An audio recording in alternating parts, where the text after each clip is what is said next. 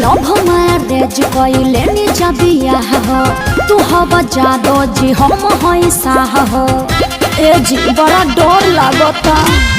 Love marriage कइले नी जबिया हो तू हवा जादो जी हम हई साह हो तहरा बाबूजी से बात कइल चाहिए हो।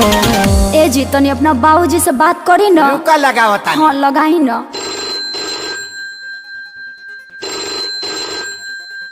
हो पप्पा हम बियाह कैले लियो। का बियाह कैले लिए हमरा ले बतैले। तू बियाह कैला त हमसे बतैला ने बतैला त हम कह के बताई। अरे बोकावा तो कुछ दहेजो मिल है रे। दहेज नहीं जे घंटा लिहा। आ ससुरा ए दैडी डरली नवत कनी मारे जदू दिन पागिले हो। जूता से पिटाई बे मुहा पावन मिली तगे जसा फसा पागिले हो।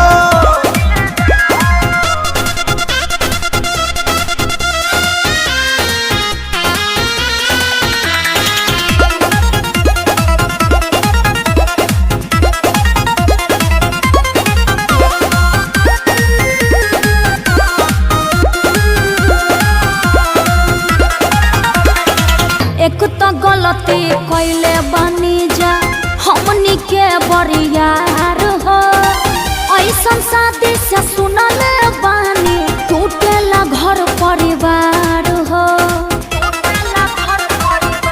पिताजी को थप्पड़ न मारी है घरे चल प्यार बड़ी करी है। ओहि जा होत का बापा ता कर सही ले हो। अरे एक बार और लगाई ना। रुका एक बार फिर लगाओ तानी। ए पापा हो पापा हम सुहाग रात मनाई ले लियो। पंडित जी से दिखौला हवे।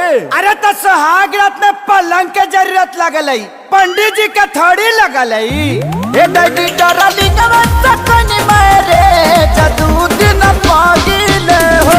गुजार छटवाई बे मुहा पावन मिली तगे जसा फसा पागिले हो।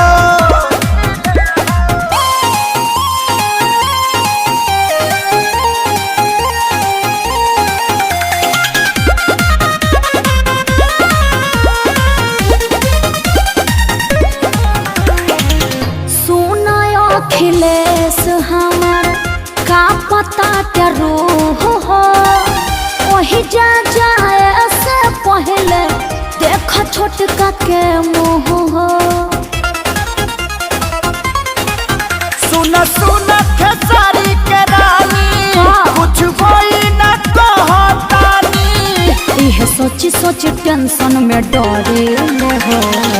हर एक बार लास्ट प्रयास करो। रुक जा एक बार और लगावा है। ए बाबजी हो। अरे लइको हो गइल का रे। हाँ हो गई। अरे अभी तो 2 दिन पहले कहता के बियाह कोई हाँ। अरे जियो के ऑफर में डाउनलोड कर ले लाई बाबजी। ए दैडी डरली नवत कनी मारे जदू दिन पागिले हो। मुहा पावन मिली तगे जसा फसा पागिले हो। तोरा डार्लिंग को वार्निंग है घर मत लेके आना।